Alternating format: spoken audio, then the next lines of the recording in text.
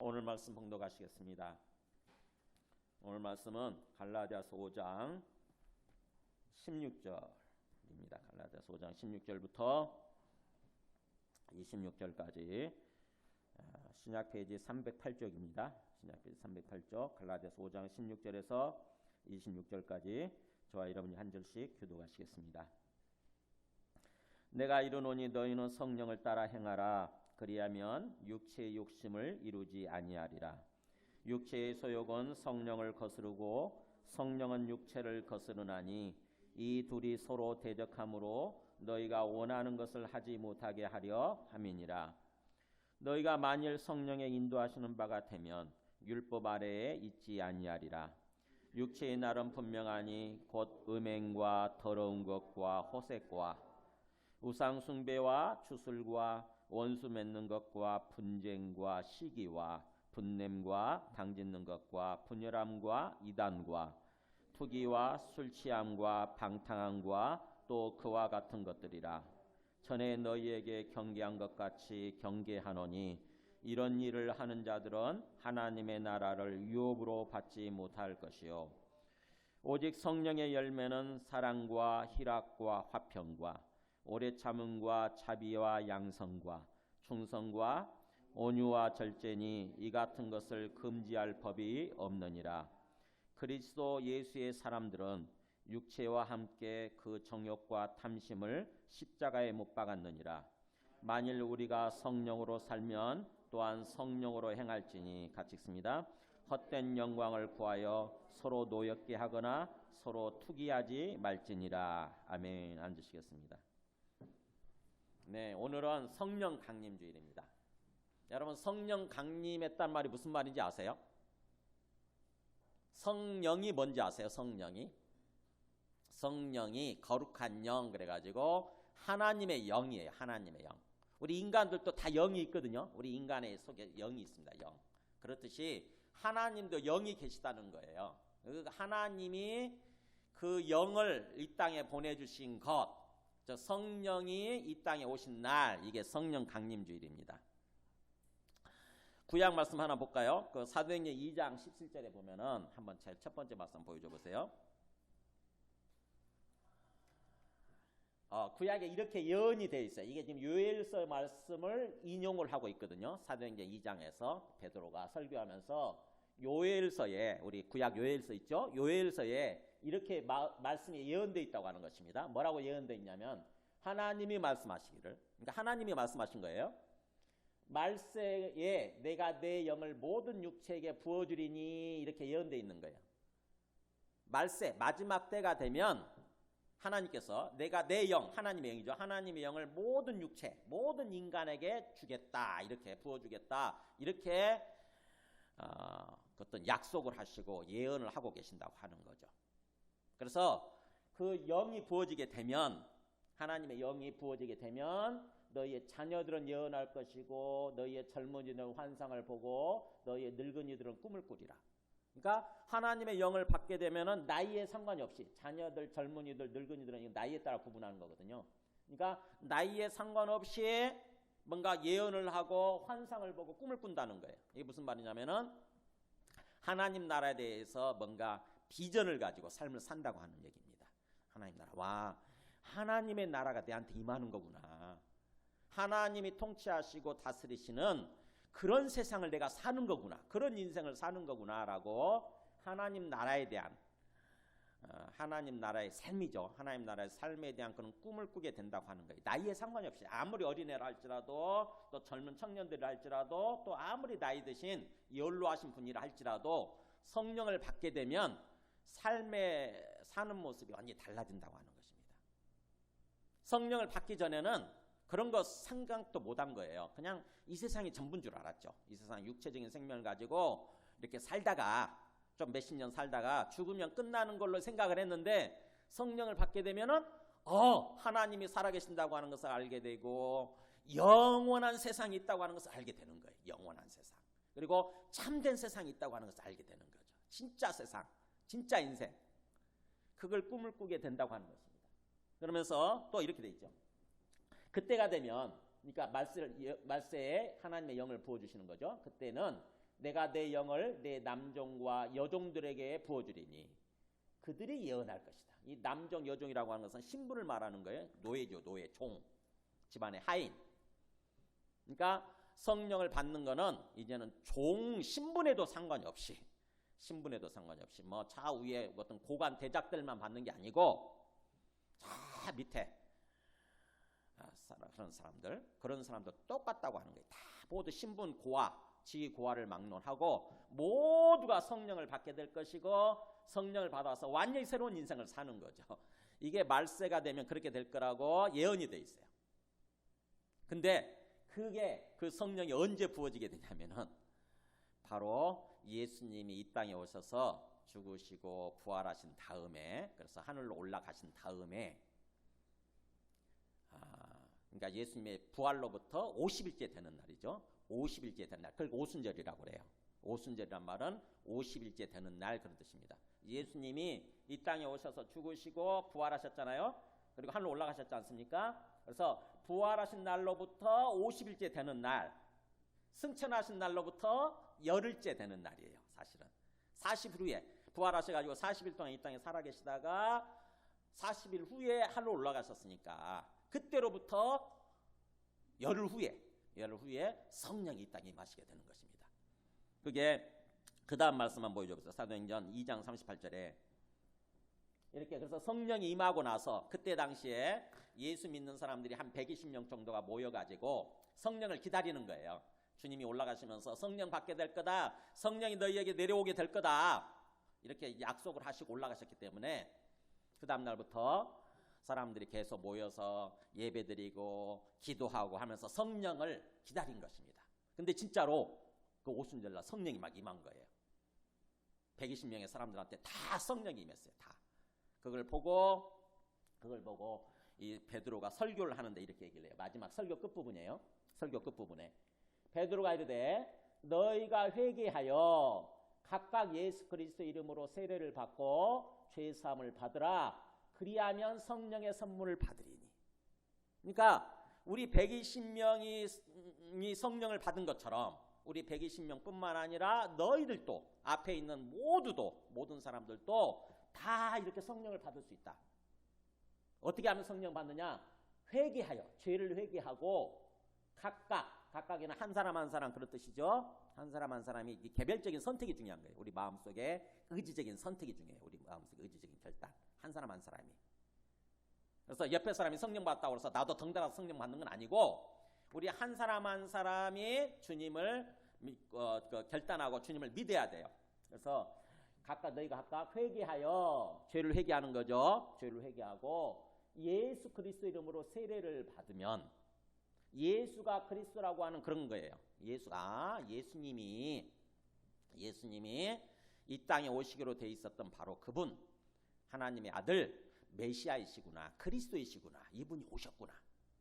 죽으시고 부활하신 걸 보니까 그걸 깨닫게 되는 거죠. 부활을 통해서 예수가 진짜 이 땅에 오신 그리스도이시구나, 그리스도이셨구나. 그래서 예수님을 주님으로 그리스도로 내 마음속에 믿겠다라고 다짐을 하는 거예요. 이렇게 믿겠습니다. 앞으로는 더 이상 내가 주인 되는 삶을 살지 않겠습니다. 이 죄를 회개한다고 하는 게 그런 거거든요. 이 회개한다는 말이 죄를 회개하는 건데, 무슨 죄를 회개하는 거냐면, 우리가 기본적으로 죄를 회개한다고 할 때 어떤 뭘 생각하냐면은 그 죄에 대해서 남의 거 훔친 거, 사기친 거, 거짓말한 거, 또 뭐 간음한 거, 살인한 거, 이런 것들만 생각하기 쉽잖아요. 근데 그런 것들도 죄지만, 그런 것들도 회개해야 되지만, 진짜 뭘 회개해야 되냐면 그런 것들 다 회개하고 뿌리를 회개해야 돼. 죄의 뿌리. 그 죄의 뿌리가 뭐냐면은 하나님을 거역한 거예요. 하나님을 거역하고, 하나님이 주인인 줄 모르고 하나님을 거역하고 내가 주인인 줄 알고, 내가 내 인생의 주인인 줄 알고, 내가 이 세상의 주인인 것처럼 살려고 했던 거 있잖아요. 하나님 자리까지 막 나를 높이려고 그러고 나를 자랑하려고 그러고 했던 거, 그게 죄의 뿌리거든요. 그거를 회개하는 거예요. 그거. 예수님이 이 땅에 오셔서 부활하신 걸 보니까 그분이 진짜 주인이었던 거예요. 그분이. 그래서 내가 주인을 하려고 했던 것들을 다 회개하고 진짜 주인이신 예수님을 그렇게 그리스도로 주인으로 믿는 것입니다. 그리고 그걸 공식적으로 선포하는 거예요. 사람들 앞에. 그게 세례예요. 이 세례. 세례란 말이 무슨 뜻이죠? 우리 세수한다고 그럴 때 세수가 무슨 뜻이에요? 손을 씻는다 이런 뜻이잖아요. 세수하면 손을 씻는다. 그럼 얼굴을 씻는 걸 뭐라고 그러죠? 세면. 그러잖아요. 세면. 우리 보통 세수하면 얼굴 씻는 걸 생각하지만 사실은 세수는 손을 씻는다는 뜻이고 얼굴 씻는 건 세면 그러죠. 그러면 세례는 뭐겠어요? 네, 몸 전체를 씻는 예식 그런 뜻이에요. 몸 전체를 씻는 예식. 이게 세례입니다. 그래서 사람들 앞에서 아이고 그동안 내가 하나님 계신지도 모르고 그저 내 마음대로 내 욕심대로 살았습니다. 이거 잘못 살았습니다. 그래서 그거를 하나님 사람들 앞에서 공식적으로 선포하고 인정하고 그걸 받는 거, 씻김 받는 거 이게 세례입니다. 이게 세례. 물론 우리 요즘 세례 줄 때는 그냥 이렇게 물을 조금 머리에다 물을 이렇게 붓는 정도 하잖아요. 이게 뭐 씻어지겠어요? 그냥 형식, 상징적인 거죠, 상징적인 거. 근데 원래는 그렇게 하면 안 돼요. 원래 유대인들은 세례 준 게 아니고 어떻게 했습니까? 어떻게 했을 것 같아요? 네, 요단강으로 데리고 가서 요단강 물속에다 담갔어요. 그냥 이렇게 침례했어요. 침례. 원래는 원래. 저도 침례 받았는데 제가 그때 당시에 선교단체 있으면서 그때 침례교를 다니고 있어가지고 침례를 겨울 12월 달에 받았어요. 엄청 추울 때. 그러니까 굉장히 실감 나더라고요. 지금도 잊혀지지가 않아요. 덜덜덜덜 막 침례탕에서 나와가지고 덜덜덜덜 떨었으니까. 그러니까 침례가 훨씬 드라마틱해요. 훨씬 더 실감 납니다. 우리 장로교는 세례를 주는데 세례보다는 원래 침례가 원래 성경적인 의미예요. 그래서 요단강에 데리고 가서 물속에다 푹 잠궈 놓고요. 머리를 눌러요. 못 나오게. 그래가지고 그러면은 오랫동안 있으면은 숨이 넘어갈 것 같잖아요. 깔딱깔딱 해요. 그럼 그때서 이렇게 끄집어내요. 그게 무슨 말이냐면은 물속에 담근다고 하는 것은 몸 전체를 씻는다고 하는 의미일 뿐만 아니라 그 사람은 죽는 거예요. 그 사람이 옛사람이 죽는 걸 의미해요. 내 옛사람, 내가 육신을 따라 살아가는 내 옛사람이 죽는 걸 의미하고 그래서 거의 죽었다 싶으면 물속에서 끄집어내는 거죠. 그러면 그게 새로운 생명으로 거듭났다고 하는 그런 그 의미를 보여주는 거예요. 그런 의미를 나타내는 거예요. 아, 나는 옛사람은 죽고 이제 새로운 생명으로 새로 태어나서 새롭게 살아가는 거구나 라고 하는 게 세례, 침례거든요. 그래서 세례 받고 나면 침례 받고 나면 그런 어떤 새 사람 의식이라고 하는 게 필요한 거죠. 나는 옛사람이 아니라 새로운 생명이다. 새로운 생명. 그래서 그렇게 세례를 받고 그러면 하나님이 위에서 주님이 우리 죄를 다 용서해 주시는 거예요. 그래. 그동안 네가 하나님을 거역하고 하나님 모르고 네 마음대로 온갖 죄를 범하면서 했던 것들 있잖아요. 그거를 다 내가 용서해 준다라고 주님께서 선포해 주시는 거죠.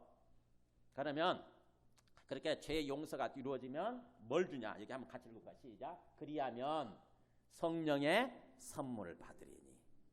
잘 생각해 보세요. 분명히 우리가 예수님 믿으면 죄 용서 받고 그러면 우리가 구원받아서 이제 죽으면 천국 가는 거 이게 전부라고 생각을 했는데 여기 뭐라고 그럽니까? 죄 사함 받는 데까지 끝나는 게 아니라 죄 사함 받고 나서 뭘 받아야 된다고 하냐면은 성령이라고 하는 것을 받아야 된대요. 그건 하나님이 주시는 선물이래요. 선물. 우리가 뭐 돈 주고 사는 게 아니니까 그냥 주는 거니까.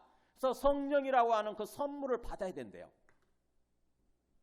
그러니까 우리가 예수 믿게 되면은 어디까지 이루어져야 되냐면은 우리가 죄를 회개하고 그래서 예수님을 주님으로 받아들여야 되고 그 다음에 세례받고 침례 받아야 돼요.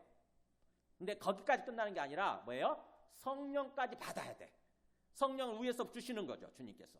주님이 성령을 주시는 거예요. 성령을 받아야만 우리가 구원받는 절차, 예수 믿게 되는 절차가 끝나는 거예요. 자, 그러면 여러분 어떠셨어요? 어떠세요? 성령 받으셨어요? 다? 네, 중요하죠. 이거 굉장히 중요한 거 아시겠죠? 그죠? 성령 받아야 되는 거네 이거. 문제는 그러면 나는 성령을 받았느냐 하는 거예요. 우리 여기 있는 분들은 성령을 받았을까요? 안 받았을까요? 한번 이걸로 한번 진단을 해보세요. 굉장히 궁금해지죠. 불안하죠. 마음속에. 내가 성령 받았을까? 성령 안 받으면 구원받은 게 아니거든요. 아직은. 성령까지 받아야 구원받은 건데 자, 성령을 받았는지 안 받았는지 뭘로 알 수 있느냐? 고린도전서 12장 3절. 이게 내가 성령 받았는지 안 받았는지 이걸로 진단할 수 있어요. 자, 위에는 보지 마시고 밑에 파란 글씨만 보겠습니다. 한번 읽어볼까요? 시작. 또 성령으로 아니하고는 누구든지 예수를 주시라 할 수 없느니라. 자, 다시 한번 읽어볼게요. 또 성령으로 아니하고는 누구든지 예수를 주시라 할 수 없느니라. 그러니까 우리 안에 성령이 있지 않고서는, 성령을 받아서 성령이 있지 않고서는 누구도 예수님을 향해서 주님이라고 부를 수 없다고 하는 것입니다. 내 안에 성령이 있어야만, 성령을 받았어야만 예수님을 향해서 주님이라고 부른다는 거예요. 자, 그러면 여러분 성령 받으셨어요? 안 받으셨어요? 그래도 대답이 없으시네. 저는 여러분들이 여기에 예수님을 기본적으로 믿고 예수님을 향해서 주님이라고 부르기 때문에 여기 지금 앉아 계신다고 저는 생각을 합니다. 그래서 다 성령을 받았다고 저는 생각을 해요. 여러분들 우리 모두가 다 성령을 받았다, 기본적으로. 근데 이 예수님을 주님이라고 부르는 게 그냥 입술로만 부르는 거 말고, 입술로만 그냥 습관적으로 부르는 거 말고 진짜 마음에서 우러나와서 부르는 거야 돼요. 마음에서 우러나와서. 저 불교 신자들도요, 예수님을 향해서 주님이라고 부르더라고. 어떤 스님 같은 경우는. 그거는 습관적으로 부르는 거야. 진짜 그분을 예수님을 주님으로 인정하면 그 주님 앞에 순종하면서 사는 거지. 불교 신자로서 살지 않겠죠. 그러니까 그런 것 말고, 그래서 우리 모두가 습관적으로 뭐 주 예수 그리스도, 주 그리스도 이렇게 뭔가 그 주 예수 이런 식으로 습관적으로 부르는 것 말고 진짜 잘 생각해 보세요. 진짜 나에게 있어서 나는 예수님을 주님으로 믿고 있는가? 예수님을 주님으로 믿고 있는가? 진짜 예수님을 주님으로 믿고 마음에서 우러나와서 정말 예수님은 나의 주님이십니다. 더 이상 내가 주인 되지 않겠습니다. 더 이상 내가 주인 되는 삶을 살지 않겠습니다. 라고 고백을 하면 우리 모두는 성령 받은 사람이에요. 성령. 근데 자, 그렇게 성령 받은 걸 전제로 해서, 그게 오순절에, 오순절날 성령이 그렇게 임한 거예요. 다 예수 믿는 사람은 모두가 다 그렇게 성령을 받게 돼 있고 받아야만 된다고 하는 거죠. 전에는 그러지 못했어요. 전에는 아까 처음 말씀 구절 보여주세요. 다시 한번. 여기 보면은 이렇게 있잖아요. 모든 육체란 말하죠. 말세가 되면 내가 내 영을 모든 육체에 부어주겠다. 모든 인간에게 부어주겠다. 예수 믿는 사람을 말하는 거예요. 예수 믿는 모든 사람에게 부어주겠다. 그러니까는 전에는 그러지 못했어요. 전에 구약시대 때는 성령 받을 수 있는 사람은 한정돼 있었어요. 첫째 왕, 그 다음에 선지자, 제사장, 이런 세 종류의 사람들만 받았어요. 성령을. 우리 평민들은 아무도 못 받았어요. 왕, 선지자, 제사장 이런 사람들만 성령을 받을 수 있었어요. 그래가지고 그 사람들이 성령을 받으면 마치 갑자기 하나님에 대해서 뻥 눈이 열려가지고 하나님에 대해서 말을 하고 하나님 앞에서 찬양을 하고 엄청난 권능과 능력을 행사하는 삶을 살게 되고 막 이랬거든요. 근데 말세가 되면은 모든 사람한테 성령을 부어준대요. 모든 사람한테. 그러니까는 이게 유대인들 입장에서 보면은 이게 경천동지할 일이에요. 세상이 뒤집힐 일이에요. 이게. 와, 나도 성령을 받을 수 있다?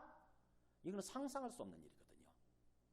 근데 말세가 되면 그런 일이 일어난다고 얘기를 하는 거예요. 말세가 되면 모든 나이를 상관이 없이, 그 다음에 신분에 상관이 없이 모든 사람이 다 성령 받을 수 있다. 하나님의 영을 받을 수 있다. 하나님의 영이 누구냐? 하나님의 영이 뭐예요? 제가 그 삼각형 한번 그림 보여주실래요? 하나님의 영, 성령은 뭐냐면 이거예요. 여기 성부, 성자, 성령 이렇게 있는데 다 하나님이에요. 여기 다 하나님. 그러니까 성부, 하나님 아버지라는 뜻이죠. 거룩한 아버지. 거룩한 아버지도 하나님이시고, 성자, 거룩한 아들, 즉 하나님의 아들도 하나님이시고, 성령, 거룩한 영이죠. 하나님의 영도 하나님이시고, 이렇게 하나님이에요. 우리가 하나님 하면은 뭐라고만 생각하냐면은 그냥 하나님 한 분, 이렇게 단수로만 생각하기 쉬워요. 단수. 하나님 한 분. 그러니까 예수님도 하나님일 수가 없고, 성령 그런 거 모르겠고, 그냥 하나님 한 분 이렇게만 생각하기 쉬워요. 그런 식으로 생각하는 사람들이 지금 이단들이 그렇게 생각하거든요. 이단들, 신천지나 이런 데는. 근데 성경에 이렇게 쭉 계시된 것, 전체 계시된 것을 통해서 보면은 하나님이란 분은 그렇게 단수로 존재하는 게 아니고, 하나님 아버지만 존재하는 게 아니고 이렇게 나온다고 하는 거죠. 하나님 아버지도 계시고, 하나님의 아들도 하나님이시고, 그 다음에 성령도 하나님이시고, 이렇게 계시되는 거예요. 성경의 전체적으로 요한계시록 보면. 그래서 이거를 가리켜서 삼위일체 하나님 이런 식으로 표현을 해요. 그러니까 삼위란 말은 무슨 뜻이냐면은 세 인격체다 이런 뜻이에요. 즉 삼성부도 인격체고 성자도 인격체고 성령도 인격체고. 그러니까 여기에 있는 분들 있잖아요. 우리 지금 몇 명 모여 있잖아요. 이렇게 몇 명 모여 있는데 우리 각자 서로 다른 인격을 가지고 있잖아요. 그죠? 저의 인격하고 여러분 인격이 다르잖아요. 그렇듯이 성부, 성자, 성령이 다 서로 다른 인격체예요. 서로 다른 존재야. 그러면서도 일체란 말은 무슨 말이냐면 일체. 이게 몸체자를 쓰지만 몸체자라는 뜻이 아니고 본질체라는 뜻입니다. 본질체. 그래서 본질적으로 다 하나님으로서 같은 분이라는 거예요. 하나님으로서. 여호와 하나님으로서. 그러니까 세 서로 다른 인격체이면서 서로 다른 인격체이면서 속에 여호와 하나님으로서 한 분이신 거. 이게 일체란 뜻이에요. 말이 어렵죠. 그죠? 야, 어떻게 셋인데 하나가 될 수 있을까? 우리 일상에서 경험하는 수학적 방식으로는 잘 이해가 안 되지만 그러나 어쨌든 성경은 그렇게 계시되고 있어요. 그래서 하나님을 얘기할 때 하나님 아버지만 계시는 게 아니고 하나님의 아들 예수님도 하나님이시고 그 다음에 성령도 하나님이시다라고 우리 마음속에 받아들이는 거. 이게 중요합니다. 이거 여기서 어긋나면 이단이에요. 여기서 어긋나면. 지금 우리가 알고 있는 이단들 있잖아요. 신천지나 안상호 하나님의 교회나 저쪽 통일교 문선명 그쪽이나 여호와 증인도 마찬가지고 다 이 부분이 어긋나 있어요. 이 부분이. 그들은요. 이 성부 하나님 이 한 분 하나님만 하나님이래. 하나님. 이 성부 하나님만 하나님이고 나머지는 다 하나님이 아니라는 거야. 저 신천지는 예수님은 인간일 뿐이고 성령은 천사들을 말한다 이렇게 얘기를 해요. 성령은 천사들이래. 그래서 제가 그들 만나서 상담 많이 하거든요. 성경 말씀을 보여줘요. 근데 한번 딱 이렇게 머리에 박히니까 점처럼 거기서 깨어나질 못하네요. 점처럼 벗어나질 못해. 근데 깨어나면 거기서 나오더라고. 그렇구나라고. 딱 깨닫게 되면 내가 잘못 알고 있었구나, 잘못 믿고 있었구나 하고 신천지에서 나오더라고요. 지금까지 신천지 우리 모임을 통해서 신천지에 나온 사람들이 지난 엊그저께까지 1234명이에요. 지금 한 1250명 정도 될 것 같은데 어제까지 하면은. 그러니까 좀 깨닫게 되면 성경 말씀을 제대로 깨닫게 되면 비로소 이단에서 이렇게 나오게 되는 거예요. 자, 성령 우리가 오순절날 성령 받았다고 하는 성령이 뭐냐면 바로 여기에요. 여기. 성부, 성자, 성령으로 계시는 하나님 중에 성령 하나님이 이 땅에 오신 거, 우리 마음속에 오신 거, 이게 오순절이에요. 오순절. 이게 오순절 성령 강림이에요. 그래서 우리 마음속에 지금 진짜 예수 믿는다고 한다면 성령을 다 우리 마음속에 받아서 성령이 계시는 거예요. 그 성령이 하나님의 영이 우리 안에 계시는 거예요. 우리 인간이 영이 있잖아요. 그렇듯이 하나님도 영이 계시는데 그 하나님의 영 성령이 우리 안에 들어오셨다고 하는 것입니다. 그러니까 우리 안에 하나님을 지금 모시고 있는 거예요.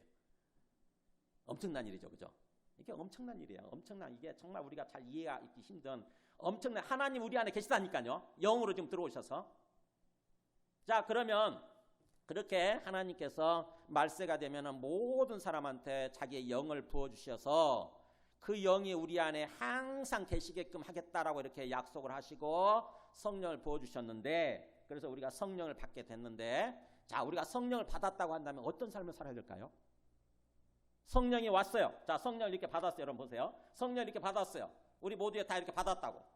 근데 성령을 받아놓고 어디 차 호주머니에다 넣어놓고 성령이 어디 있는지 없는지조차 모르는 거예요. 이렇게. 내 안에 성령이 있는지 없는지조차 모르는 거예요. 전혀 의식을 안 해요. 평소에 의식을 안 하고 살아요. 이게 대부분의 사람들의 신앙생활의 모습이에요. 성령을 받았다는데 분명히 성령을 내가 예수님을 향해서 주님이라고 부르는 것 보니까 성령을 받은 것 같긴 한데 성령이 손에 만질 수 있는 게 아니기 때문에 영이니까 손에 만질 수 있는 것도 아니고 눈으로 볼 수 있는 것도 아니고 이러니까 성령이라는 존재에 대해서 잊고 사는 거예요. 잊고 사는 거예요. 자, 성령이 왜 오셨을까요, 여러분? 성령을 왜 주셨을까요? 성령이 우리 모든 사람들 속에 계시다고 한다면은 하나님이 우리 안에 계신다고 한다면은 어떤 삶을 살라고 오셨을까요? 그게 오늘 말씀의 주제입니다. 오늘 말씀의 주제. 성령이 왜 이 땅에 오셨을까? 나는 왜 성령을 받았을까? 내가 성령을 받았다고 한다면 나는 어떤 삶을 살아야 될까? 내가 지금 살고 있는 삶이 내 신앙생활이 과연 하나님께서 원하시고 기대하시는 바로 그 삶일까? 그런 모습으로 지금 내가 살고 있을까? 한번 오늘 말씀을 통해서 생각해 보시기 바랍니다. 한번 보세요. 자, 16절 보세요. 오늘 말씀. 내가 이르노니, 자, 너희가 성령을 받았다고 한다면, 그래서 성령이 너희 안에 계신다고 한다면 사도 바울이 그렇게 얘기하죠. 내가 이르노니, 이게 무슨 뜻이에요, 여러분? 내가 이르노니, 그 말은 내가 말하노니, 이게 강조하는 표현입니다. 여러분 성경 읽으실 때 이런 거에 대해서 예민하셔야 돼요. 내가 이르노니, 그 말은 이건 말 안 해도 되거든요. 이런 말 안 하고 그냥 너희는 성령을 따라 행하라 이렇게 하면 되는데, 구태여 내가 이르노니, 그 말은 무슨 말이에요? 내가 어떤 사람하고 우리하고 대화할 때 있잖아요. 우리가 어떤 사람하고 대화할 때, 상대방하고 대화할 때, 야, 내가 분명히 말하는데 이렇게 하고 들어가면 어떻게 되죠? 그게 강조하는 거잖아요. 그죠? 그게 중요하다는 의미잖아요. 그렇듯이 사도 바울이 지금 얘기하는 것입니다. 내가 분명히 말하노니, 중요하다는 얘기죠. 자, 뭐라고 되어 있습니까? 같이 읽어볼까요? 시작. 너희는 성령을 따라 행하라. 그리하면 육체의 욕심을 이루지 아니하리라. 자, 이게 사도 바울이 강조하고자 하는 표현이 오늘 말씀의 핵심이에요. 너희는 성령을 받았으면 성령을 따라 행하라. 성령을 따라 행하란 말은 행동하라 그런 뜻이죠. 성령을 따라서 행동해라. 성령을 따라서 살아라 이런 뜻이죠. 성령을 따라 살아라. 그리하면 육체의 욕심을 이루지 아니하리라. 뭔가 성령을 따라서 행동하는 것과 육체의 욕심을 이루는 게 서로 반대되고 있다고 하는 것을 우리가 알 수 있죠. 그죠? 즉 성령의 반대는 뭐냐면 육체라고 하는 거예요. 육체. 그 육체가 뭐냐? 육체가 뭐예요? 뭘까요? 우리 몸뚱아리 딱 이렇게 생각이 되죠? 네, 아닙니다. 땡, 틀렸어요. 우리 몸뚱아리가 아니고, 제가 우리 주보에 써놨잖아요. 지금 벌써 4주째인가 5주째인가 제가 써놓고 있는데, 가운데 부분 보면은 굵은 글씨라고 있어요. 굵은 글씨. 육신은 몸이나 신체가 아니라 타락한 본성, 헬라어로 사르크스라고 하는 단어고, 영어로 번역할 때는 the sinful nature라고 번역이 되는 거라고 하는 거죠. 그러니까 신이 죄예요. 죄로 가득 찬 본성, 네이처.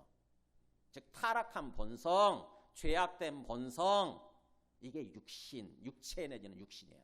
우리 이 갈라디아에서는 육체라고 나와 있고 로마서에서는 육신이라고 번역되어 있어요. 똑같은 단어가. 그러다 보니까 사람들이 많이 혼동을 해요. 육체, 육신. 그러면 우리 몸뚱아리지 뭐, 우리 몸뚱아리. 우리 육체라고 그러잖아. 우리 몸뚱아리 육체라고. 그런 뜻이 아닙니다. 그렇게 되면 복음이 오해가 돼요. 왜곡이 됩니다. 그래서 육체, 여기서 육체의 소유가 때 육체라고 하는 것은 우리 타락한 본성을 가리키는 거예요. 본성. 그러니까 예수 믿기 전에는, 우리가 성령 받기 전이죠. 성령 받기 전에는 뭐만 있었냐면 육체만 있었어요. 육체 내지는 육신만 있었다고. 우리 본성만 있었잖아요. 본성에 입각해서 살았어요. 지극히 자연스럽게. 그냥 추우면 추워하고, 더우면 더워하고, 기분 나쁘면 기분 나빠하고, 저 사람이 나에게 상처를 주면 화내고 분내고 죽이고 싶어하고 실제로 죽이고, 그게 본성이에요. 그렇게 본성에 입각해서 자연스럽게 살았어요. 근데 예수 믿다 보니까 성령이 들어오신 거야. 우리 안에 하나님의 영이 들어오셔가지고 우리 속에 이제 우리 주인 역할을 하려고 하는 두 존재가 있게 된 거예요. 두 존재. 원래 있었던 육신, 그 다음에 새로 들어온 성령이 안에서 막 충돌을 일으키는 것입니다. 자꾸 자기가 서로 주인 되겠대. 우리 마음속에 서로. 그럴 때 너희는 뭘 따라 행하라? 육신을 따르지 말고, 원래 있었던 본성을 따르지 말고 새로 들어오신 성령을 따라서 행해라. 너의 의지의 문제다 라고 하는 거예요. 너의 의지의 문제, 결단의 문제다. 거기 보세요. 17절에 육체의 소유라고 하는 것은 그렇게 육신, 본성의 소욕이라고 하는 거, 본성이 원하는 바죠. 본성이 욕심 부리는 바, 소욕이란 말이 그런 뜻이죠. 본성의 어떤 그 욕심이라고 하는 것은 성령을 거스르게 돼 있고, 반대로 성령은 또 육신, 본성을 거스른다. 그래서 이 둘이 서로 대적 관계에 있다. 그렇게 나오죠. 서로 대적 관계. 우리 마음속에서 계속 서로 마음속에 계속 갈등이 일어나는 거예요. 그러니까 예수 믿기 전에는요, 우리가 죄악된 삶을 살아도 별로 갈등이 없었어요. 마음속에. 그죠? 죄를 지을 때도 별로 그런 거 다 그 인생 그렇게 사는 거지 하면서 별로 갈등이 없었는데, 예수 믿고 나서 마음속에 갈등이 생기는 거예요. 이게 더 힘들어졌어. 살기가. 내 마음대로 죄를 짓지 못해. 죄를 지을 때마다 마음이 너무 힘들어지는 거야. 이게 한쪽에서 야, 너 그러면 안 돼, 너 회개해야 돼, 이런 음성이 들리는 것 같고, 한쪽에서는 아니야, 너 그렇게 살았잖아 지금까지, 그냥 세상 사람들 다 그렇게 살아, 그러니까 네 마음대로 살아, 이렇게 하는 거죠. 한쪽에서는 또 네 마음대로 살아 무시해버리고 그런 어떤 그런 네 양심에 들리는 소리 그런 거 무시해버리고 네 마음대로 살아. 이렇게 충돌이 일어나는 게 내 마음속에 계속. 여러분 그런 느낌 안 드세요? 그럼 만약에 그런 게 안 들면 내가 성령이 내 안에 없는 거 아닌가 이런 생각을 해보셔야 되고요. 그런 갈등이 있으면 그게 정상적인 것입니다. 내 마음속에 그런 갈등이 있으면. 저는 수도 없이 하루에도 몇 번씩 갈등을 해요. 어떤 때는 막 화가 날 때는 화를 막 내고 싶은데 화를 내다가 아니지. 네가 화내면 안 되지. 그게 육신이야 바로. 그 사람 이해하고 받아주고 사랑하라고 그랬잖아. 그 마음이 또 들리는 거예요. 그 마음이. 그 말씀이. 그러면 그게 바로 성령이 주는 음성이거든요. 그러니까 마음속에 계속 갈등이 일어나는 거죠. 그게 바로 우리의 정상적인 마음 상태예요. 근데 그런 갈등이 일어날 때 우리가 선택해야 되는 게 바로 뭐냐면 육신을 따라가려고 하는 거를 내려놓는 거예요. 육신을 따라가려고 하는 그 마음을 내려놓고 주님 말씀에 순종해서 성령을 따라서 살아가려고 결단하는 거, 선택하는 거. 그게 너희는 성령을 따라 행하라. 명령문이잖아요. 성령을 따라 행하라. 명령이라고 하는 것은 우리 의지에 호소하는 거예요. 우리 의지에 선택에 호소하는 거. 니한테 달려있다 이거예요. 니한테 달려있다. 그러면 자연스럽게 육신이 원하는 바, 본성이 원하는 대로 살지 않게 된다. 이루지 않게 된다라고 하는 거죠. 그래서 우리한테 성령을 부어주시고 성령이 우리 안에 임하게 된 거는 이제부터는 우리가 어떤 삶을 사는 거냐면 육신을 따라 사는 것이 아니라 성령을 따라 삶을 사는 것, 성령을 따라 삶을 살도록 하기 위해서 오셨다고 하는 것입니다. 그러니까 우리가 예수 믿고 구원받았다고 그럴 때 예수 믿고 죽어서 천국 가면 전부가 아닌 거예요. 예수 믿고 구원받는다고 할 때 그 구원이 죽어서 천국 가는 게 전부가 아니다고. 절대로. 이 땅에서 뭐예요? 성령의 인도하심을 따라서 성령을 따라서 주님과 함께하는 삶을 사는 거, 하나님과 함께하는 삶을 사는 거, 이게 사실은 구원의 본질적인 의미예요. 구원의 본질적인 의미. 구원이라는 거 하는 게 회복 아닙니까? 회복. 하나님 없는 삶이 하나님이 있는 삶으로 회복되는 거, 정상화되는 거, 그게 구원이에요. 그게 구원. 근데 많은 사람들이 구원이라고 하는 거를 자꾸 죽어서 우리 영혼이 죽어서 우리 영혼이 천국 가는 거 요렇게만 생각을 하니까 이 땅에서 삶이 엉터리가 되는 거예요. 이 땅에서 신앙생활이. 예수 믿는 사람들이 참 많이 있지만 우리나라에 1000만 명 정도 된다잖아요. 근데 그 예수 믿는 사람들이 이 신앙생활을 잘 모르는 거죠. 구원받았다고 하는 사람은 잘 몰라. 하나님과 함께 항상 살아야 되는데 그렇게 삶을 살지 않고 교회만 왔다 갔다 하니까 그게 구원이라고 생각하니까 그래서 죽으면 천국 가면 된다고 생각하니까 그 삶이 엉터리가 돼버리는 거예요. 그러니까 주님의 영광이 나타나지 않는 것입니다. 그래서 세상 사람들로부터 요즘 돌팔매질 당하는 거예요. 제가 지난 시간에 얘기했잖아요. 잡사람 말 듣고 먹사람 말을 듣는다고.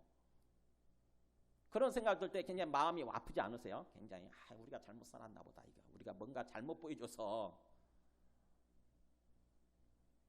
그래서 성령의 인도, 성령을 받았으면 성령을 따라서 사는 것, 성령을 따라서 주님과 함께 교제하면서 주님과 함께 동행하는 삶을 사는 것, 그게 구원이고 그게 하나님 나라의 삶을 사는 것이고 그 다음에 그게 영생이라고 그래요. 요한복음식으로는 영생의 삶을 사는 것.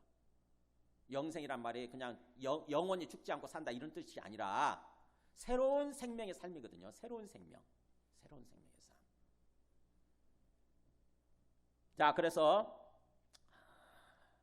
우리가 이제 거기 한번 보세요. 그 다음에 19절부터 23절까지 보면은 우리가 더 이제 내가 이제 육신을 따라 살지 않고 성령을 따라 살아야 되는데 그러면 우리가 알아야 되는 거죠. 육신을 따라 사는 삶의 모습이 구체적으로 어떤 모습인가, 또 성령을 따라 사는 삶의 모습이 구체적으로 어떤 모습인가, 이거 알아야 우리 자신에 대해서 항상 판단할 거 아닙니까? 진단할 거 아닙니까? 자, 그래서 나온 게 그 말이에요. 보세요. 19절부터 21절까지는 육신의 삶의 모습이에요. 육신의 삶의 모습. 이걸 가지고 한번 진단해 보세요. 여러분이 어떤 문제를 놓고 또는 어떤 사람과의 관계에 있어서 내가 지금 육신을 따라 살고 있는지 아니면 성령을 따라 살고 있는지 한번 진단을 해보세요. 19절에 그렇게 나오잖아요.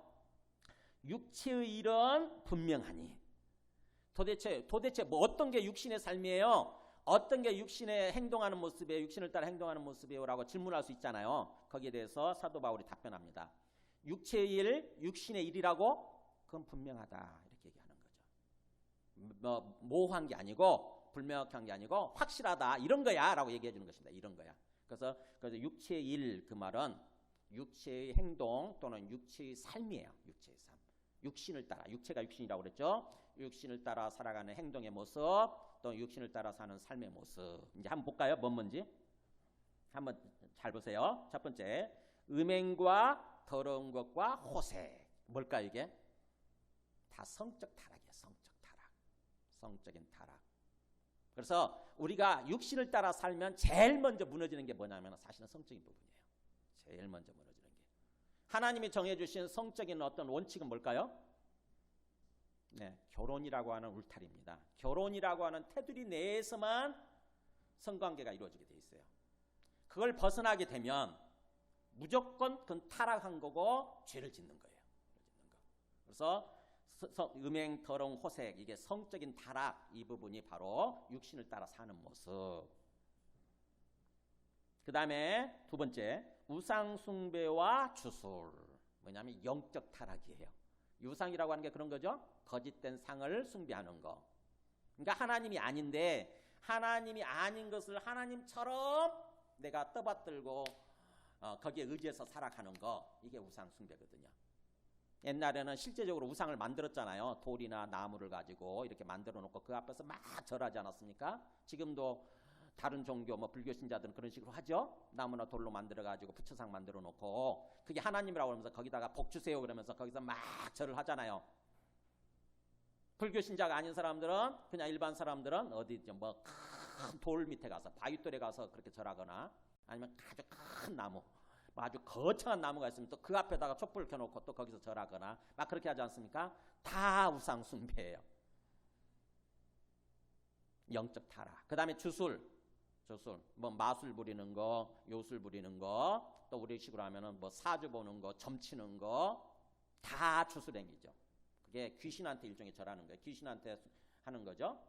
그게 전부 다 영적 타락. 이런 것들이 다 육신을 따라서 사는 삶의 모습이라고 하는 것입니다. 하나님이 아닌데, 그게 하나님이 아닌데 하나님처럼 떠받드는 거예요. 그 다음에 자, 원수 맺는 거, 분쟁하는 거, 시기하는 거, 분내는 거, 화내는 거, 그 다음에 당짓는 거. 당이라는 게 뭐죠? 팝을 형성하는 거죠. 우리 교회 와도 보면은, 교회에서도 보면은 네 사람 내 사람 해가지고 막 서로 뭔가 끼리끼리 놀고 구분 짓는 거 있잖아요. 나는 장로파, 나는 목사님파, 나는 원로 목사님파, 나는 담임 목사님파. 다 당짓는 거거든요. 당짓는 거. 그 다음에 분열하는 거, 그리고 갈라지는 거. 그 다음에 이단. 다 그게 당입니다. 이단. 서로 다른 단을 형성하는 거. 그 다음에 투기까지, 질투하고 투기하는 거. 자, 여기까지 이게 뭘까요? 바로 인간관계에서 나타나는 타락 부분이에요. 인간관계에 있어서, 사람들과 관계에 있어서 뭔가 타락한 부분, 망가진 부분이죠. 망가진 모습들. 이 많죠? 우리가 이런 식으로 많이 살잖아요. 그죠? 실제로 시기하고 질투하고 분내고 화내고, 그 다음에 그 사람에 대해서 이제 원수 삼고, 그래서 그 사람 죽이려고 하게 되고, 이런 것들은 사실은 다 우리가 자연스럽게 이게 본성을 따라서 사람들 다 그렇게 사니까 이렇게 사는 거라고 생각을 했는데, 사실은 육신을 따라서 살아가는 모습이라는 거죠. 육신을 따라서. 그 다음에 마지막으로 또 술 취함과 방탕함과 또 그와 같은 것들. 뭐예요? 술 취하게 되고 방탕하게 되면은 그것들이 내 마음을 지배하고 내 마음의 주인 되어서 살아가게 되죠. 우리 이성줄이 끊어집니다. 이성줄이 끊어지게 되고요. 그냥 술에 의지해서, 술이 나를 이끌고 가죠. 그렇게들 표현하잖아요. 내가 술을 먹다가, 그 다음에 술이 나를 먹다가, 아니 술이 술을 먹다가 술이 나를 먹는다. 그렇게 표현하더라고. 다들 술 먹는 사람들은. 처음에는 내가 술을 먹어요. 절제하면서 술을 먹죠. 그랬다가 나중에는 이제 술 기운에 취해서 술을 먹어. 그랬다가 나중에 어떻게 해요? 술이 나를 먹어버리는 거예요. 나를 삼켜버리게 되는 거죠. 술에 지배당하는 거예요. 술이 주인이에요. 알코올 기운이. 그런 식으로 모든 거, 술 취함과 그 다음에 그 비슷한 유들이죠. 다 방탕한 것들. 그래서 우리 삶에서 중독 증사들, 중독이란 표현이 들어간 것은 다 그것에 지배당하는 삶을 사는 거예요. 우리 알코올 중독, 도박 중독, 게임 중독, 스마트폰 중독, 다 그것들이 날 지배하고 있는 것입니다. 제가 가끔 가다가요, 사람들 모습을 봐요. 전철 타거나 이렇게 사람들 모습 보면은 다 하나같이 오르고 있어. 다 가만히 옆에서 보면 재밌어요. 마치 좀비들 같아. 좀비. 그런 생각 안 드세요? 스마트폰에 중독돼, 스마트폰에 완전히 지배당해 있는, 우리 그 좀비 영화 보면 그런 거 있잖아요. 보면은 자기 이성이 그 사람을 통제하는 것이 아니라, 이끌고 가는 것이 아니라 뭔가 보이지 않는 힘에 의해서 다 이끌려가고 있잖아요. 오늘날 그런 것 같아. 보면 스마트폰이라고 하는 이 진짜 기가 막힌 기기가 발명이 돼가지고 다 스마트폰에 이끌려서 삶을 사는 거죠. 참 어떻게 보면은 저도 그럴 때가 있지만 참 슬퍼요, 사실은요. 그래서 요즘은 가능하면 제가 스마트폰을 자꾸 이렇게 내려놓고 끊으려고 합니다. 가만히 생각해 보니까 이상하다고, 이게 모습이 참 이상한 거예요. 이게 사람들 모습이 별로 건강하지 않은 모습 같아요. 그래서 어쨌든 그런 모습들이 바로 어떤 육신에 의해서 지배당하고 있는 삶을 살아가는 모습, 육신에 의해서 지배당하는 삶의 모습이라고 하는 것입니다. 그 육신을 따라 사는 삶의 모습, 성령의 이끌림을 받는 것이 아니라 육신을 따라 타락한 본성을 따라서 살아가는 삶의 모습. 그렇게 되면 어떻게 되냐? 그런 삶을 살면, 자, 거기에 21절 뒷부분 보세요. 전에 너희에게 경계한 것 같이 경계하노니. 사도 바울이 전에도 수십 번 이걸 어떤 그 교훈을 주었다고 하는 거죠. 경계란 말은 경고하고 훈계하는 거, 이게 경계예요. 경고하고 훈계하는 거. 사도 바울이 전에도 계속해서 예수 믿는 사람들한테 그렇게 경고하고 훈계했던 거죠. 그런 것처럼 오늘 또 다시 경계하노니, 그러면 우리한테 경고하고 훈계를 주노니, 그 다음에 뭐라고 되어 있습니까? 거기 시작. 이런 일을 하는 자들은, 이런 삶을 사는 자들은 하나님의 나라를 유업으로 받지 못할 것이요. 네. 이렇게 삶을 사는 사람은 뭐예요? 육신을 따라 이런 삶을 사는 사람들은 하나님의 나라를 유업으로 받지 못한다. 그 말은 하나님의 나라를 받아서 누리지 못한다, 이런 뜻이에요. 죽어서 천국 못 간다, 이런 뜻이 아니라 이 땅에서부터 하나님 나라의 삶을 살지 못하는 거예요. 하나님께서 우리 삶을 다스리시고 돌봐주시고 채워주시고, 그래서 하나님 안에서 기쁘고 평안하고 행복한 삶을 살아야 되는데, 우리가 그게 구원인데 그런 삶을 살지 못한다는 거예요. 육신을 따라 살면 당연한 거죠. 하나님이 성령을 부어주셔서 성령을 따라서 우리의 삶을 이렇게 인도해 가기를 원하시는데, 우리가 성령을 무시해버린 거잖아요. 성령 무시해버리고 내 속에 있는 그 본성을 따라서 옛날처럼, 예수 믿지 않는 사람들처럼 옛날처럼 똑같이 사는 거예요. 그렇게 되면 당연히 하나님께서 우리 삶을 이끌어가는 삶이 안 되는 거죠. 그래서 하나님의 나라를 유업으로 받지 못한다. 절대로 구원받은 삶을 살지 못하는 거예요. 이 땅에서 구원의 삶을 살지 못하는 거예요. 반대로 만약 우리가 성령을 따라서 사는 건 어떤 거냐? 성령을 따라서 삶은 도대체 어떤 거냐? 그 보면은 22절, 23절 보세요. 거기는 오직 성령의 열매는 이렇게 나오죠. 성령을 따라 사는 삶은 이렇게 말하지 않고, 여기는 성령의 열매를 말해요. 열매. 앞에서는 육체의 일, 그렇게 삶을 얘기했는데, 여기는 성령의 열매, 결과만을 놓고 얘기합니다. 왜 그럴까요? 네, 성령을 따라 사는 삶은 모든 거니까, 모든 거 어떻게 보면은 딱 특정 지을 수가 없는 거예요. 특정 지을 수가 없고, 성령을 따라 사는 삶은 우리 삶의 전반적인 영역에 있어서 다 펼쳐져야 되는 거니까. 이렇게 와서 예배 드리는 것도 성령을 따라 사는 삶인 거고, 일요일이면 좀 쉬고 싶은데, 어디 등산도 가고 쉬고 싶은데 이렇게 나와서 예배 드리잖아요. 이게 바로 성령께 순종한 거거든요. 성령을 따라 사는 삶, 예배 드리고 또 다른 사람들 사랑하고 뭔가 이런 것들 있잖아요. 이게 다 성령을 따라 사는 삶인데, 그걸 구체적으로 열거하지 않고 오히려 열매를 가지고 얘기합니다. 자, 보세요. 오직 그러나, 이렇게 앞에 있는 내용하고 반대로 연결되는 거예요. 오직이란 말은 그러나, 이런 뜻이에요. 그러나 성령을 따라 살게 되면 우리의 삶의 열매가 맺히게 되는데, 그 열매는 뭐냐? 우리가 잘 알고 있는 성령의 9가지 열매인데, 이걸 3가지씩 구분할 수 있어요. 첫째, 사랑과 희락과 화평. 성령을 따라 살게 되면 우리 마음속에 뭐가 맺히느냐? 사랑. 그 다음에 희락이 뭐예요? 기쁨. 그 다음에 화평이 뭐죠? 샬롬이죠. 샬롬. 평강. 그러니까 내 마음속에 성령을 따라 살게 되면은 미움이 사라지고, 우리 마음속에 막 사람들에 대한 미움, 분노, 원망 이런 것들이 사라지고 사랑의 마음이 충만하게 돼 있고, 그 다음에 기쁨이 찾아오게 되고, 기쁨의 반대는 슬픔, 절망 이런 것들이잖아요. 그런 것들이 사라지고 기쁨이 가득해지게 돼 있고, 그 다음에 화평이라는 게 어떤 평안이고 전쟁, 다툼 이런 것에 반대되는 말 아닙니까? 그러니까 내 마음속에 막 다투고 싸우고 전쟁하고 그 다음에 불안해하고 이런 것들이 사라지고요. 내 안에 평안이 오는 거예요. 평화, 평강. 그 다음에 오래 참음과 자비와 양선. 이건 뭘까요? 인간관계에 있어서 인간관계 모습. 오래 참아요. 전에는 절대 참지 못하지. 조금이라도 내한테 상처를 주면 바락 해버리는데, 성령을 따라 살게 되면 이상하게 그 사람이 이해가 되고, 그 사람이 긍휼히 여겨지게 되고, 그 사람에 대해서 오래 참게 돼요. 관계에 있어서. 그 다음에 또 자비 양선 뭐예요? 베푸는 거예요. 다른 사람들한테 자꾸 베푸는 거. 자비 양선 베푸는 거. 전에는 뭐예요? 육신을 따라 살 때는 내가 중심이기 때문에, 내가 내 인생의 주인이기 때문에 절대 다른 사람한테 베풀지 못하죠. 내가 아무리 배불러도요, 막 배 터질 것 같아.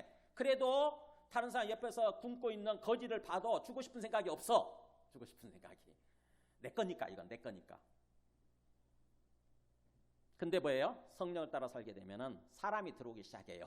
다른 사람이 들어오기 시작해요. 그래서 다른 사람이 부족하고 없는 것 같다. 나는 좀 있네, 좀 남아, 뭔가 내가 안 쓰는 거야. 그러면 어떻게 해요?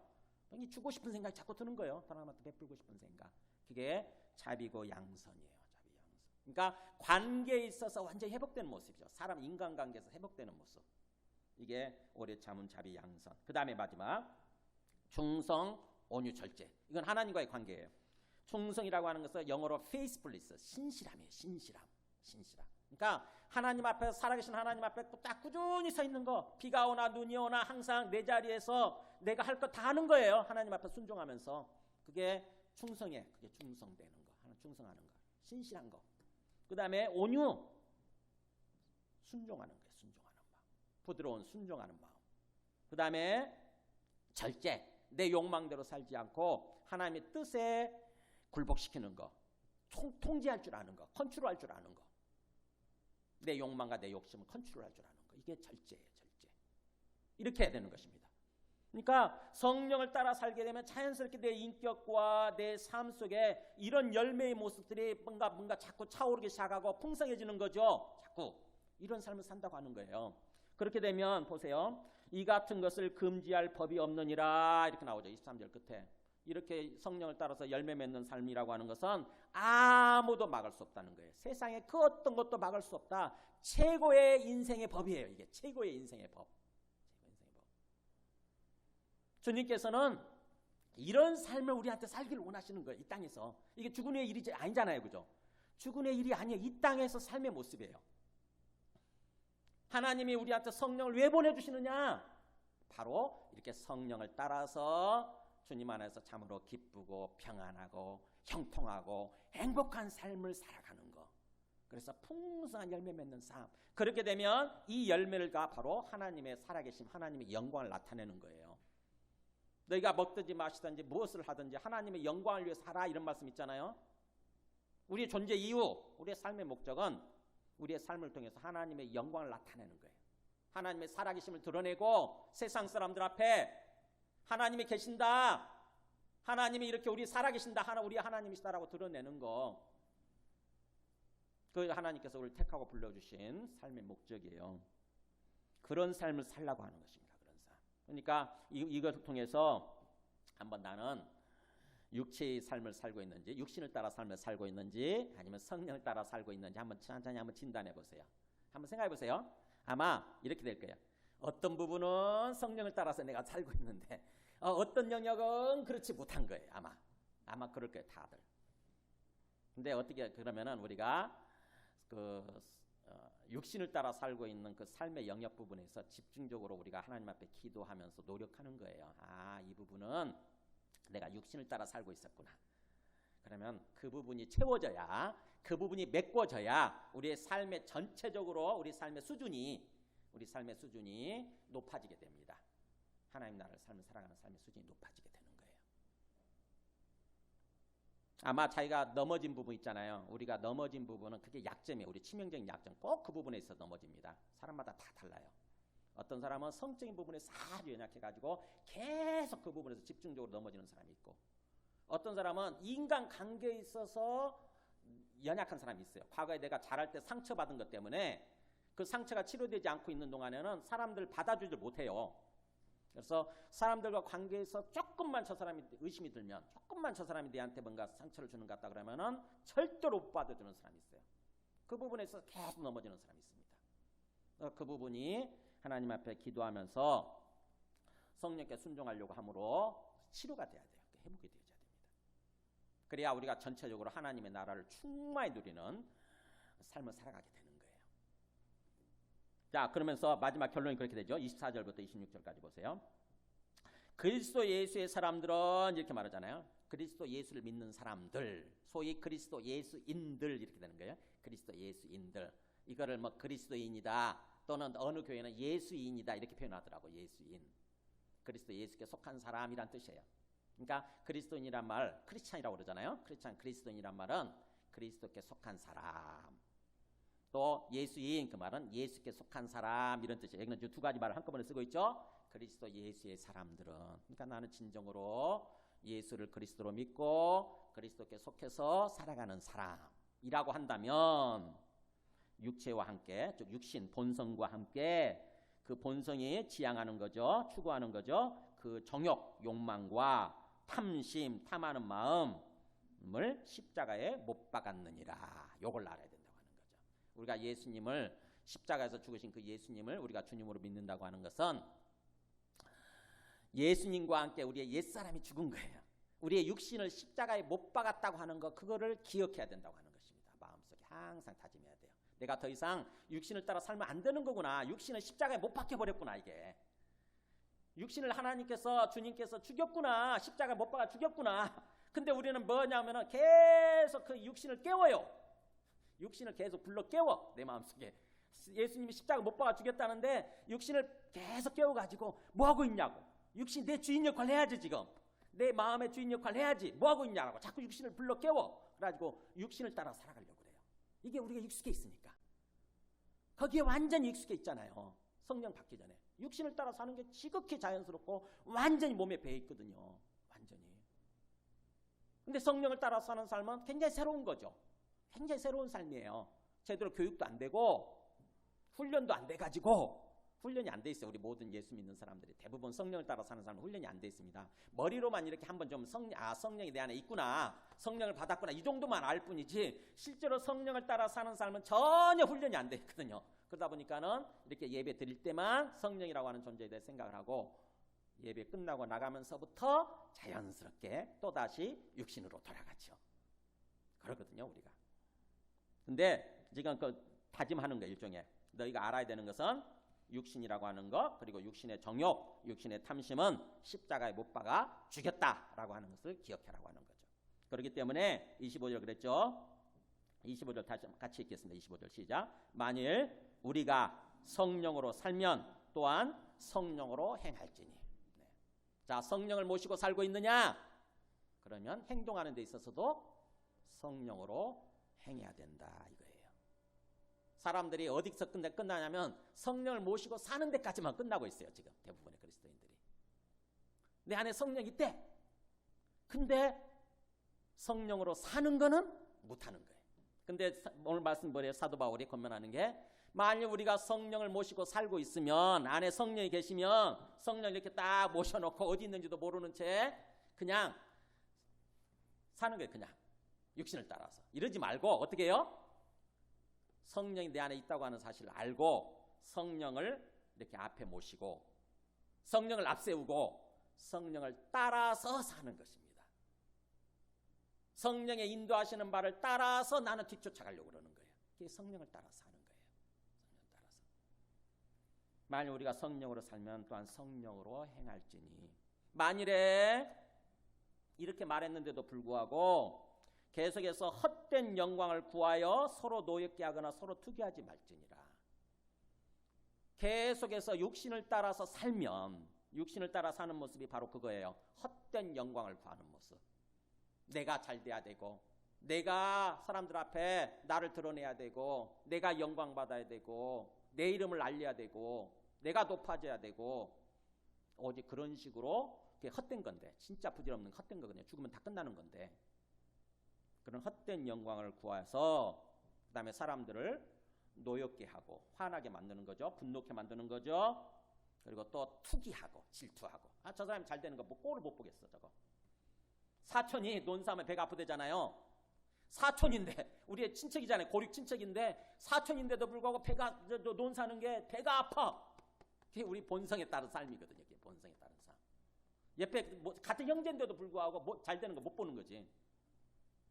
본성을 따라 살면 어떻게 하면 되느냐. 거기는 그렇게 하지 말라라고 말씀이 마무리되어 있지만, 우리 15절 같이 읽어볼까요? 시작. 15절 거기 5장 15절 시작. 만일 서로 물고 먹으면 피차 멸망할까 조심하라. 네, 육신의 입각에서 서로 물고 뜯는 거예요. 물고 뜯는 거. 저 사람이 잘 되는 꼴 못 보는 거지. 막 물고 뜯고 비난하고 끌어내리고 그러면 어떻게 됩니까? 서로 멸망한다. 서로 같이 공멸하게 가는 거죠. 공멸의 길로. 잘 돼야 되는데, 서로 잘 돼야 되는데 서로 멸망하는 쪽으로 가는 거예요. 너 죽고 나 죽자 이거지. 자, 이렇게 오늘 말씀은 뭐냐면은, 우리가 성령을 다 예수 믿고 성령을 받아야 되고, 다 받은 사람들이고, 성령을 받았다고 한다면은 이 땅에서 삶이 자연스럽게 이제는 성령을 따라서 삶을 살려고 해야 된다고 하는 것입니다. 육신을 따라 사는 것이 아니라, 내가 예수 믿는다고 생각을 하고 그냥 교회만 왔다 갔다 하면 되는 그게 아니라, 주님이 우리에게 원하시는 삶이라고 하는 것은 그게 구원이에요. 구원의 삶, 정상적인 삶이라고 하는 것은 이제부터 성령의 인도하심을 따라서 주님과 함께 교제하면서 주님과 함께 동행하는 삶을 사는 거예요. 항상 우리가 무슨 일을 하든지, 어떤 영역에 있어서든지, 어떤 인간관계에 있어서든지 항상 성령을 따라서 삶을 살려고 해야 되는 거예요. 그럴 때 우리 안에 기쁨이 주어지고 평강이 주어지고 형통함이 있고 주님 안에서 행복한 삶을 살아가게 된다고 하는 것입니다. 주님은 우리에게 그런 삶을 원하세요. 그래서 그런 삶이 넘쳐야, 우리 안에 예수님 믿고 나서 삶이 행복이 넘쳐야 자연스럽게 다른 사람들한테도 예수 믿어보라고, 너무 좋다고, 예수 믿어야 된다고 이렇게 얘기하게 되는 거지. 내가 그런 삶을 살지 못하면서 누구한테 예수 전해보세요 뭐라고 그러나 말은 안 하지. 밖으로 말은 안 하는데 속으로 그러거든요. 야, 니나 잘해. 니나 잘해. 니나. 요즘 세상 사람들, 우리 기독교인들을 향해서 하는 얘기예요. 니나 잘하세요. 그래. 니나 잘하세요. 여러분, 우리가 예수 믿고 먼저 주님 안에서 진짜 제대로 행복한 삶을 살아야 돼요. 진짜 행복한 삶. 진짜 성령의 인도하심을 따라서. 그게 안 된 상태에서는 우리 예수 믿는다고 하는 것이 뭔지를 몰라요. 그리고 예수 믿으라고 전해봤자 아무 소용없는 일이고. 말씀을 정리합니다.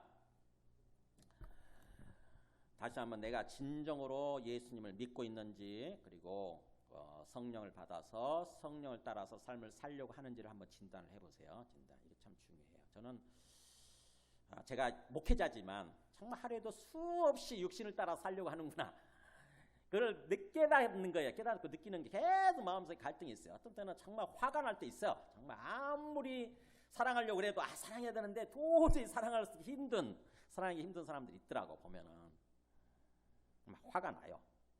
근데 주님 앞에서 가만히 이렇게 생각하면서 기도하면, 제가 부질없는 짓 하고 있는 게, 내가 그 사람 미워한다고 해서 그 사람이 뭔가 깨닫고 제대로 서는 것도 아니고, 뭔가 해결되는 게, 문제가 해결되는 게 아닌데 내 스스로 망가져가고 있는 건데, 내가 왜 그렇게 미워하고 내가 그 사람을 주인 되려고, 마치 내가 주인인 것처럼 내가 그 사람을 주관하려고 그러지?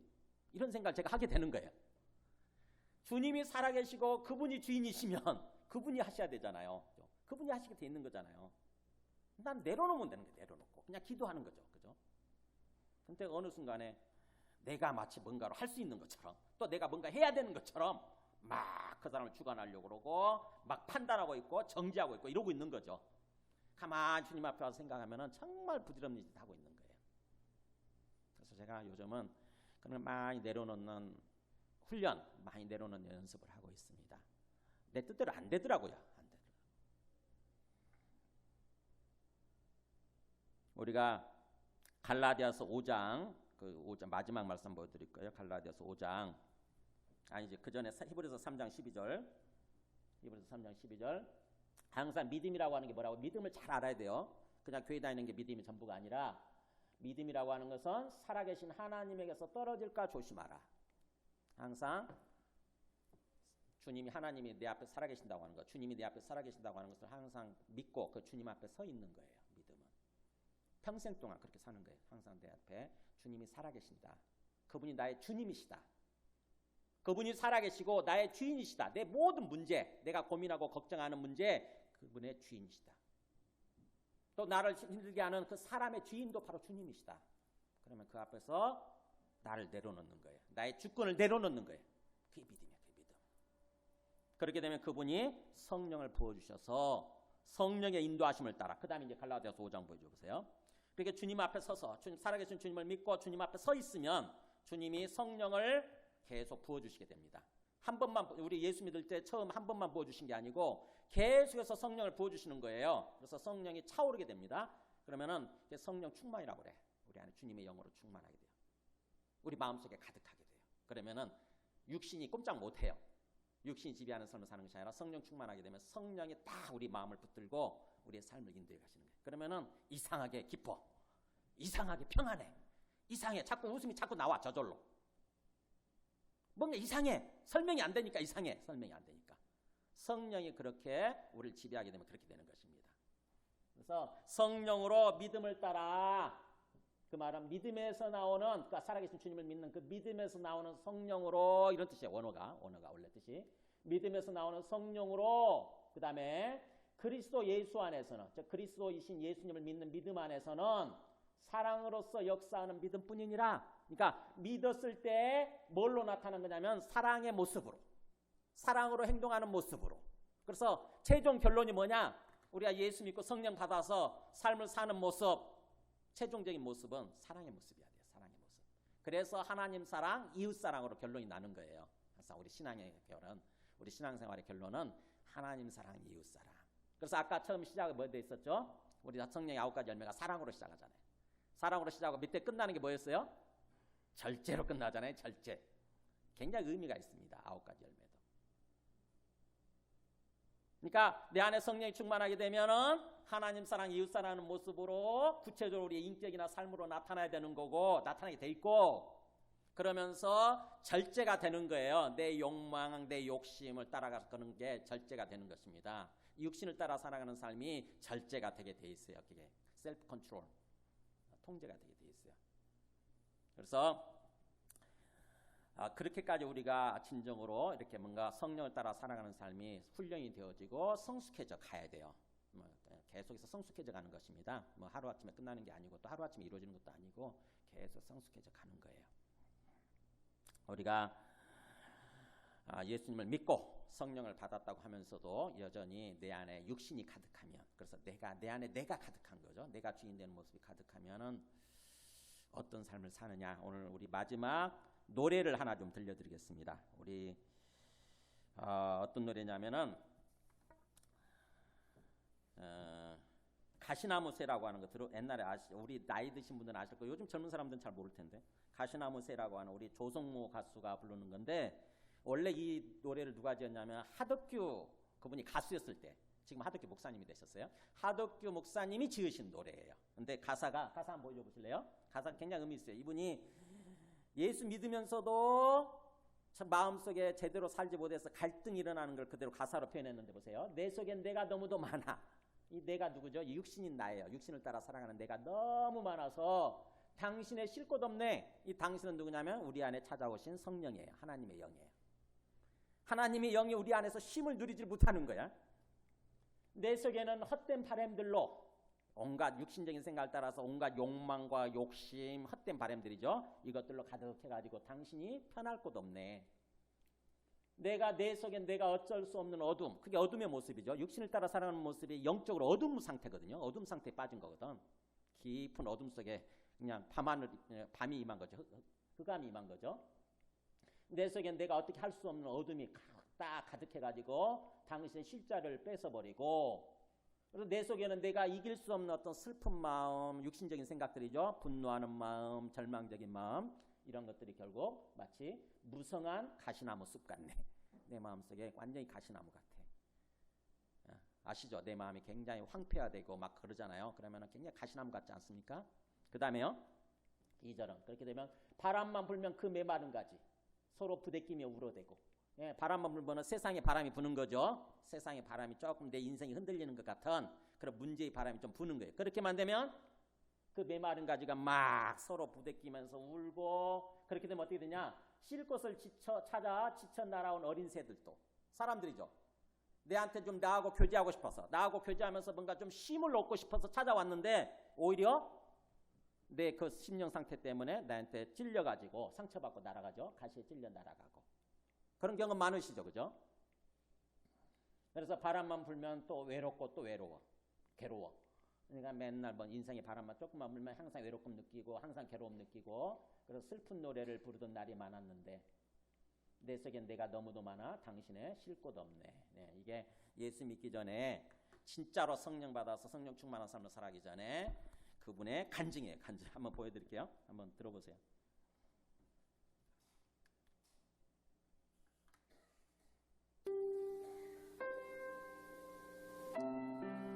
앞에만 보여드리겠습니다.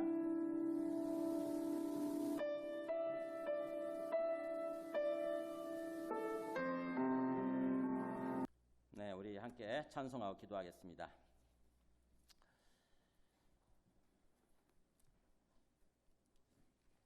성령을 받은 것과 성령을 따라서 사는 것은 별개예요. 별개. 우리의 의지적인 어떤 그 결단, 우리 여지적인 어떤 판단, 결정에 의해서 좌우된다고 하는 것입니다. 그래서 우리 기본적으로 예수님 믿으면 성령은 다 받아요.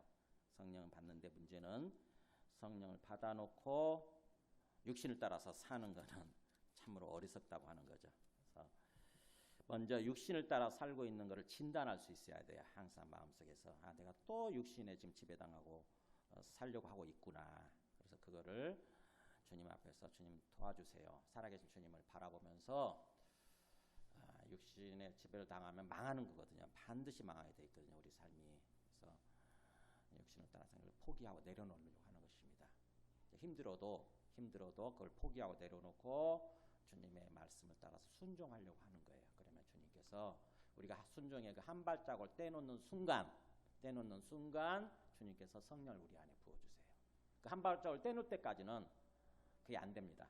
그래서 순종하려고 한 발자국을 떼놓는 순간 성령을 부어주셔서 성령께서 우리 삶을 지배하시기 시작하는 거예요. 우리 찬송가 182장 1절하고 잠깐 기도하겠습니다.